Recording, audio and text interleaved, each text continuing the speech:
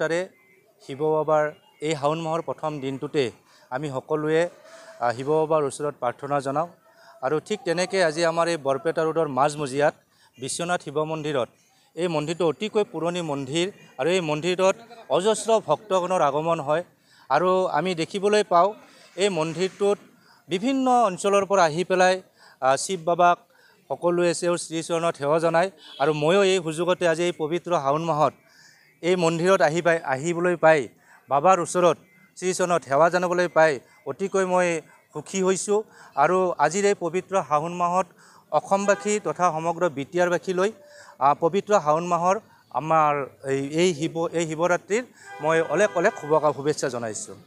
ওং গ্ৰীং সিং ওং গ্ৰীং সিং ওং মহাদেৱায় বিদ্মহে ৰুদ্ৰমূৰ্তে ধীমহি তস্মাং শিৱং প্ৰচোদয়াৎ ওং কাশীৰ বিশ্বনাথ কাশীনাথ বিশ্বনাথ অমৰনাথ বদ্ৰীনাথ তাৰকনাথ লোকনাথ আশুতোষ ওং উমাপতি বসুপতি ওং কৈলাসপতি নম। কেনে ধৰণৰ আয়োজন কৰিছে? এইটো আমাৰ এক মাহব্যাপী শাওণ মাহৰ এক মাহব্যাপী নামনি অসমৰ ভক্তবিন্দু ইয়াত আহি ইয়াতে পূজা অৰ্চনা কৰি বেকী নদীৰ পৰা গংগা পানী আনি ইয়াত পূজা শিৱলিংগত গংগা দি তেওঁলোকক হাতত লৈ যায়। এইটো মন্দিৰটো আজি 63 বছৰ হ'ল বৰপেটাত বিশ্বনাথ শিৱ মন্দিৰ।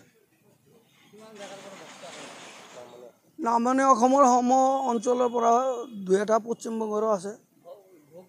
ভোগ লগায় প্ৰতি সোমবাৰে ভোগ হয় আৰু নিত্য পূজা ডেইলি হয় 3 টাইম। উপকাৰ হয় তেওঁলোকৰ যিটো মনৰ আশা সেইটো পূৰ্ণ হয় আৰু তেওঁলোকে যাই যিটো খোজে সেইটো হয় তাৰ কাৰণে তেওঁলোকে ঠগি দি যায়।